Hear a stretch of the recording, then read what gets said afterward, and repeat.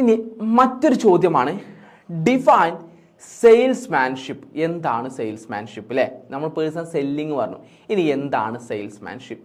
And describe the roles and qualities of A modern salesman with help of examples. എന്താണ് ഒരു modern സെയിൽസ്മാന് വേണ്ട qualities, എന്താണ് ഒരു modern സെയിൽസ്മാൻ്റെ role എന്നുള്ളതാണ് നമ്മോട് ചോദിച്ചത്. അതും എക്സാമ്പിൾ സഹിതം എഴുതാനാണ് പറഞ്ഞിട്ടുള്ളത്. എക്സാമ്പിൾ അടക്കം നമുക്കതിൽ വേണം. നോക്കൂ, എന്താണ് ഒരു സെയിൽസ്മാൻഷിപ്പ് എന്ന് പറഞ്ഞു കഴിഞ്ഞാൽ? സെയിൽസ്മാൻഷിപ്പ് എന്ന് പറഞ്ഞു കഴിഞ്ഞാൽ it's an ability of an individual to sell a product or services to another individual. എന്താണ് സെയിൽസ്മാൻഷിപ്പ് എന്ന് പറഞ്ഞാൽ? ഒരു ആളുടെ കഴിവാണ്. എന്തിനുള്ള കഴിവ്? ഒരു പ്രൊഡക്റ്റ് അല്ലെങ്കിൽ ഒരു സർവീസ് മറ്റൊരാൾക്ക് സെല്ല് ചെയ്യാനുള്ള, വിൽക്കാനുള്ള കഴിവിനെയാണ് നമ്മൾ സെയിൽസ്മാൻഷിപ്പ് എന്ന് പറയുന്നത്. Okay, the modern salesmanship has shifted from order take to creative selling. Order taking ആയിരുന്നു പണ്ടൊക്കെ ഉണ്ടായിരുന്നത് അല്ലേ, ട്രഡീഷണലി. എന്നാൽ ഇപ്പം അതിൽ നിന്ന് മാറിയിട്ട് ക്രിയേറ്റീവ് സെല്ലിങ്ങിലോട്ട് എന്ത് മാറിയിട്ടുണ്ട്? നമ്മുടെ പേഴ്സണൽ സെല്ലിങ്ങിലെ സെയിൽസ്മാൻഷിപ്പ് മാറി. അതായത് ability to sell a product to another individual എന്നുള്ള ആ ഒരു കാര്യം മാറിയിട്ടുണ്ട്. അപ്പോൾ സെയിൽസ്മാൻഷിപ്പ് എന്ന് പറഞ്ഞു കഴിഞ്ഞാൽ ഇവിടെ നമുക്ക് എന്താണ് കറക്റ്റായിട്ട് നമ്മുടെ സർവീസ് അല്ലെങ്കിൽ ഗുഡ്സ് കാര്യങ്ങളൊക്കെ മറ്റൊരു ഇൻഡിവിജ്വലിനെ കൺവീൻസ് ചെയ്ത് സെല്ല് ചെയ്യുന്നതിനെയാണ് നമ്മൾ പറയുന്നത്. അതിൽ ആദ്യത്തെ നമുക്ക് നീഡ് നമുക്ക് എന്ത് ചെയ്യാം, ഇതിൽ ഒന്ന് നോക്കാം. നമുക്ക് പറയുക കസ്റ്റമറിന്റെ നീഡ് ഐഡന്റിഫൈ ചെയ്യുന്നതിന് വേണ്ടിയിട്ട് ആരെ ഉപയോഗിക്കാൻ സാധിക്കും? നമുക്ക് സെയിൽസ് പേഴ്സൺസ് അല്ലേ. അപ്പോൾ സെയിൽസ്മാൻ്റെ മോഡേൺ സെയിൽസ്മാൻ്റെ ആദ്യത്തെ റോൾ എന്ന് പറയുന്നത് ഫൈൻഡ് കസ്റ്റമർ നീഡ്. കസ്റ്റമേഴ്സിന്റെ നീഡ്സ് ഫൈൻഡ് ചെയ്യുക എന്നുള്ളതാണ് ഫസ്റ്റത്തെ എന്തെന്ന് പറയാം, നമുക്ക് വേണമെന്നുണ്ടെങ്കിൽ അതിന്റെ റോള് നമുക്ക് പറയാൻ സാധിക്കും. അപ്പൊ ഇവര് എന്ത് ചെയ്യാണ്, ശരിക്കും ഒരു മോഡേൺ സെയിൽസ്മാൻ കസ്റ്റമേഴ്സിന്റെ റിക്വയർമെന്റ് കാര്യങ്ങൾ മനസ്സിലാക്കി അതിനനുസരിച്ച് അവർക്ക് എന്ത് പ്രൊഡക്ട്സ് ആണ് വേണ്ടതെന്നുള്ളത് സജസ്റ്റ് ചെയ്യുകയും ചെയ്യും. ഇപ്പൊ നമുക്കറിയാം, നമുക്കിപ്പോൾ ഒരു ഫോൺ വാങ്ങണം, ഒരു സ്മാർട്ട് ഫോൺ ആണ് നമ്മുടെ അടുത്തേക്ക് വരുമ്പോൾ നമ്മൾ സ്മാർട്ട് ഫോണിന്റെ കാര്യങ്ങൾ പറഞ്ഞു, ഇവർക്ക് ഇത് എന്തിന്റെ പർപ്പസിനാണെന്ന് നോക്കുന്നു, അവർക്ക് ഏത് ഫോണാണ് വേണ്ടതെന്നുള്ളത് നമ്മൾ സജസ്റ്റ് ചെയ്ത് കൊടുക്കും. ഓക്കെ, നമ്മൾ പറയും ഇത്ര പ്രൈസ് റേഞ്ച് ആണ്, ഇതാണ് നമുക്ക് വേണ്ടത്, ഇന്ന ആവശ്യത്തിനാണ്, അപ്പോൾ അതിനനുസരിച്ച് നമ്മളൊരു ഫോൺ സജസ്റ്റ് ചെയ്ത് കൊടുക്കും. അതൊക്കെ എന്താണ്, കസ്റ്റമേഴ്സിന്റെ നീഡ് ഫൈൻഡ് ചെയ്യുന്നതിന്റെ ഭാഗമാണ്. രണ്ടാമത് ഇവരൊരു പ്രോബ്ലം സോൾവർ ആണ്. അതായത് കസ്റ്റമേഴ്സിന് എന്തുണ്ടായിരിക്കും, പ്രശ്നങ്ങളുണ്ടാവും. അപ്പൊ അതിന് സൊല്യൂഷൻസ് കാര്യങ്ങൾ കണ്ടുപിടിക്കുകയും അവർക്ക് എന്താണോ സ്പെസിഫിക് പ്രോബ്ലംസ് അതിനനുസരിച്ച് അത് സോൾവ് ചെയ്യുന്നതിനുള്ള പ്രൊഡക്ട്സ് കാര്യങ്ങൾ പുഷ് ചെയ്യുകയും ചെയ്യുന്നത് ആരാണ്? നമ്മുടെ മോഡേൺ സെയിൽസ്മാൻ ആണ്. അതോടൊപ്പം തന്നെ ഈ പ്രൊഡക്ട്സ് കാര്യങ്ങൾ ഡെമോൺസ്ട്രേറ്റ് ചെയ്ത് കൊടുക്കുന്നത് ആരാണ്? ഈ ഒരു സെയിൽസ്മാൻ തന്നെയാണ്. അതായത് നമ്മൾ പേഴ്സണൽ സെല്ലിങ്ങിന്റെ ആ ഒരു ഭാഗം തന്നെ വെച്ചിട്ടാണ് ഇതിൽ നമ്മൾ എന്തിന്റെ ആൻസർ ചെയ്യേണ്ടത് കേട്ടോ. പിന്നെ എഡ്യൂക്കേറ്റേഴ്സ് ആണ്. അതായത് മാർക്കറ്റുമായി ബന്ധപ്പെട്ടിട്ടുള്ള ഇൻഫർമേഷൻസ് കൊടുക്കുക എന്ന് ചെയ്യുന്നത് ആരാണ്? ഈ മോഡേൺ സെയിൽസ്മാൻസ് തന്നെയാണ്. അതായത് നോക്കൂ, like a medical representative they educate the influencer who's then influence the final customers. Educate ചെയ്യാനല്ലേ നമ്മൾ ആദ്യം എന്ത് ചെയ്യുന്നുണ്ടോ, അവർ വന്ന കൂടുതൽ 10 പേർക്ക് ഇതിന്റെ കാര്യങ്ങളൊക്കെ പറഞ്ഞു, എന്നിട്ട് ആരാണോ വാങ്ങുന്നത് അവരെയും കൊണ്ട് ആ സാധനം വാങ്ങിപ്പിക്കുക ചെയ്യുന്നത്. അപ്പോൾ ഒരു എഡ്യൂക്കേറ്റർ കൂടിയാണ് ആരെന്ന് പറയുന്നത്? മോഡേൺ സെയിൽസ്മാൻ എന്ന് പറയുന്നത്. പിന്നെ ഇവരാണ് എന്തെങ്കിലും ഡിമാൻഡ് ക്രിയേറ്റ് ചെയ്യുന്നത്. അതായത് നമ്മൾ പ്രൊഡക്റ്റ് മാർക്കറ്റിലൂടെ ലോഞ്ച് ചെയ്ത് കഴിഞ്ഞാൽ ആ പ്രൊഡക്റ്റ് എന്ത് ചെയ്യാൻ പറ്റും, നന്നാക്കാനും നല്ലതല്ലാതാക്കാനും ആർക്ക് സാധിക്കും? നമ്മുടെ ഇപ്പോൾ സെയിൽസ്മാൻ സാധിക്കും. ആ പ്രൊഡക്റ്റ് വാങ്ങേണ്ട, അത് കുറച്ച് മോശമാണെന്നുള്ളത് 100 സെയിൽസ്മാൻമാർ പറഞ്ഞാൽ പിന്നെ ആ പ്രൊഡക്റ്റിന് മൂവ്മെന്റ് ഉണ്ടാവില്ല. ഇവർ വേറൊരു പ്രൊഡക്റ്റിലോട് എന്ത് ചെയ്യുക, പുഷ് ചെയ്യുക. അപ്പോൾ കറക്റ്റായിട്ട് ഡിമാൻഡ് കാര്യങ്ങൾ ക്രിയേറ്റ് ചെയ്യുന്നതിൽ ആർക്ക് റോൾ ഉണ്ട്? നമ്മുടെ മോഡേൺ സെയിൽസ്മാൻ ഉണ്ട്.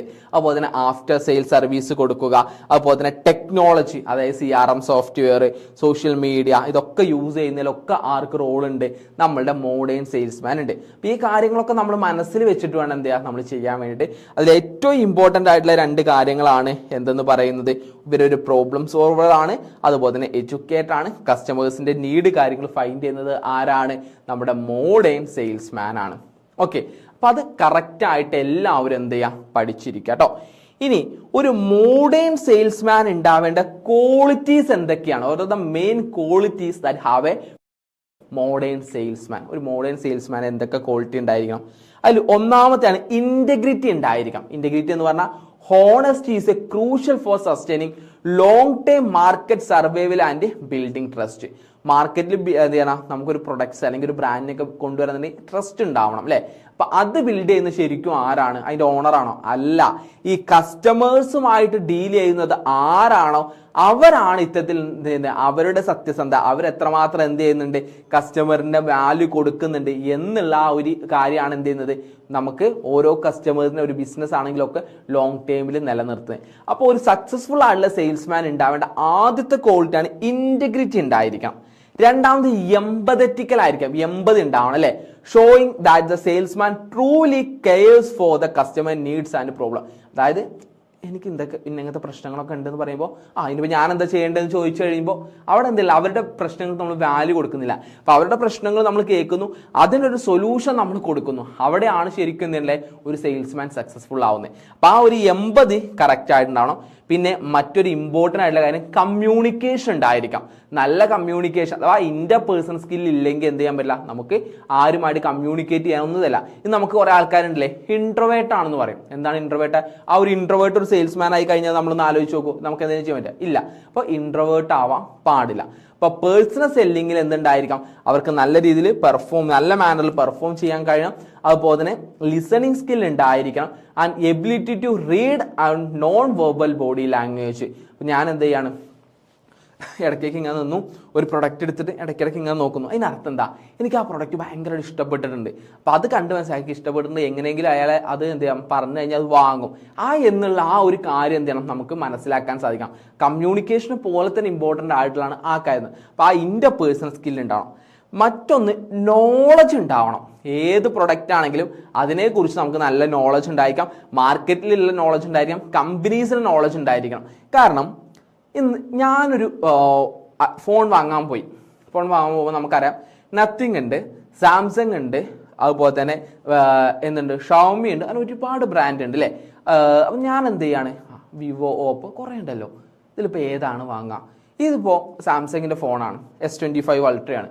ഇതും ഐഫോൺ തമ്മിൽ എന്താ ഡിഫറൻസ്? അപ്പോൾ നമ്മൾ ചോദിക്കുമ്പോൾ ചിലപ്പോൾ നമുക്ക് ഡിഫറെൻറ്റ് ബ്രാൻഡിനെ കുറിച്ച് നല്ല നോളജ് ഉണ്ടായിരിക്കാം. ഇത് കമ്പാരിസൺ ചെയ്ത് പറഞ്ഞു കൊടുക്കണം, പ്രൈസ് റേഞ്ച് പറയാൻ സാധിക്കാം, അതിൻ്റെ സ്പെസിഫിക്കേഷൻ പറയാൻ സാധിക്കാം, അതിൻ്റെ സ്പെക്ക് ഏതാണെന്ന് പറയാൻ സാധിക്കണം, ഇതിൽ ഉപയോഗിക്കുന്ന സോഫ്റ്റ്വെയർ ഏതാണെന്ന് പറഞ്ഞാൽ എങ്കിൽ മാത്രമേ നമുക്ക് എന്ത് ചെയ്യാൻ പറ്റുള്ളൂ, നമ്മളത് വാങ്ങുള്ളൂ. അപ്പോൾ ഒരു പേഴ്സണൽ സെല്ലർക്ക് നല്ല നോളജ് ഉണ്ടെങ്കിൽ മാത്രമേ അയാൾക്ക് സക്സസ്ഫുൾ ആവാൻ പറ്റുള്ളൂ.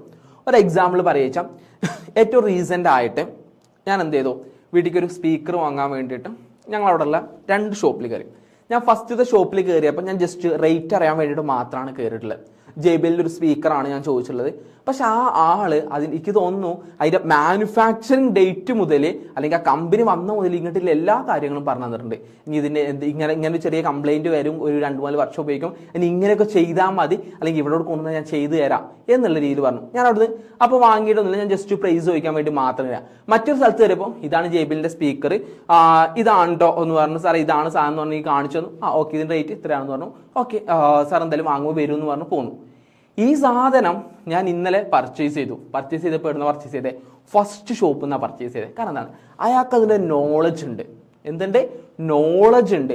ആ നോളജ് ഉണ്ടായത് കൊണ്ടാണ് അയാൾ എന്നിൽ സക്സസ് ആയത്. അതായത് ഞാൻ എന്ന കസ്റ്റമർ അയാൾക്ക് എന്ത് ചെയ്യാറുണ്ട്, അയാൾക്ക് പിടിച്ചെടുക്കാൻ പറ്റി. കാരണം അയാൾ അത്രയും ഡെമോൺസ്ട്രേറ്റ് ചെയ്ത് തന്നത് അത്ര അടിപൊളിയായിരുന്നു. മറ്റാൾ എനിക്ക് സാധനം കാണിച്ചു പ്രൈസ് കാണിച്ചു, ഞാൻ നോർമലി അതാണ് കരുതിയല്ലേ. പക്ഷെ ഇപ്പോഴത്തെ എനിക്ക് എല്ലാ സപ്പോർട്ടും കിട്ടി. അപ്പം ആ നോളജ് ഉണ്ടെങ്കിൽ മാത്രം എന്ത് ചെയ്യാൻ പറ്റുള്ളൂ, ഒരു പേഴ്സണൽ സെല്ലർക്ക് അല്ലെങ്കിൽ ഒരു സെയിൽസ്മാന് സക്സസ്ഫുൾ ആവാൻ സാധിക്കുള്ളൂ. അതാണ് നോളജ് എന്ന് പറയുന്നത്. അടുത്തത് പെർസിസ്റ്റൻസ് ആണ്. എന്താണ് പെർസിസ്റ്റൻസ് എന്ന് പറഞ്ഞു കഴിഞ്ഞാൽ the ability to handle rejections and continue with a positive attitude. എനിക്ക് നിന്റെ പ്രൊഡക്റ്റ് വേണ്ട, എന്താണ്, ഒരു അൾട്ടിമേറ്റ് റിജക്ഷൻ ആണ്. ഇന്ന് രാവിലെ തന്നെ ഇങ്ങനത്തെ ഒരു നെഗറ്റീവാണ്, അത് ഉണ്ടാകാൻ പാടില്ല. അത് ആ റിജക്ഷനെ മാറ്റിയെടുത്തിക്കൊണ്ട് മുന്നോട്ട് പോലെ പോസിറ്റീവ് ആറ്റിറ്റ്യൂഡ് വേണം. ഇനി ഇതിന്റെ പ്രൈസ് കൂടുതലാണ് കേട്ടോ എന്ന് പറയുമ്പോൾ അതിനെ ഹാൻഡിൽ ചെയ്യാനുള്ള കപ്പാസിറ്റി ഉണ്ടാവണം. അതാണ് പെർസിസ്റ്റൻസ് എന്ന് പറയുന്നത്. അപ്പൊ അത് ആർക്ക് നിർബന്ധമാണ്? നമുക്ക് നിർബന്ധമാണ്. ഒരു സെല്ലിംഗ് പേഴ്സൺ എന്താണ്, വളരെ നിർബന്ധമാണ്. പിന്നെ കോൺഫിഡൻസ്, ഹോണസ്റ്റി, അതുപോലെ തന്നെ പേഷ്യൻസ് ഉണ്ടായിരിക്കണം. അതുപോലെ തന്നെ നമുക്ക് അഡാപ്റ്റബിലിറ്റി ഉണ്ടായിരിക്കണം, ഏതൊരു സിറ്റുവേഷനിലൂടെ അഡാപ്റ്റ് ആയിരിക്കണം. ഇങ്ങനെ കുറച്ച് കാര്യങ്ങളും കൂടിയുണ്ട്. ഇതൊക്കെ എന്താണ് നമ്മുടെ പേഴ്സണൽ സെല്ലർക്ക് അല്ലെങ്കിൽ ഒരു സെയിൽസ്മാൻ സക്സസ്ഫുൾ ആവണമെന്നുണ്ടെങ്കിൽ, പ്രത്യേകിച്ച് ഈ മോഡേൺ എറയിൽ സക്സസ്ഫുൾ ആവണമെന്നുണ്ടെങ്കിൽ ഈ പറയുന്ന ക്വാളിറ്റീസ് ഒക്കെ ഉണ്ടായിരിക്കണം. അതാണ് നമ്മളിപ്പോൾ പറഞ്ഞിട്ടുള്ളത്. അപ്പോൾ ഒരു സെയിൽസ്മാന് അയാൾക്ക് എന്ത് ചെയ്യണം, സക്സസ്ഫുൾ ആവണമെന്നുണ്ടെങ്കിൽ ഉണ്ടാവേണ്ട ക്വാളിറ്റീസ് ആണ് നമ്മൾ പറഞ്ഞത്. അതുപോലെ എന്താണ് സെയിൽസ്മാൻഷിപ്പ് എന്ന് നമ്മൾ പറഞ്ഞു. അതുപോലെ തന്നെ ആ ഓരോ സെയിൽസ്മാൻ്റെ റോൾ എന്താന്നുള്ളത് നമ്മൾ പറഞ്ഞു. അപ്പോൾ നമ്മൾ ഇപ്പോൾ 2 ക്വസ്റ്റ്യൻസ് ആണ് നമ്മൾ കംപ്ലീറ്റ് ചെയ്തത്.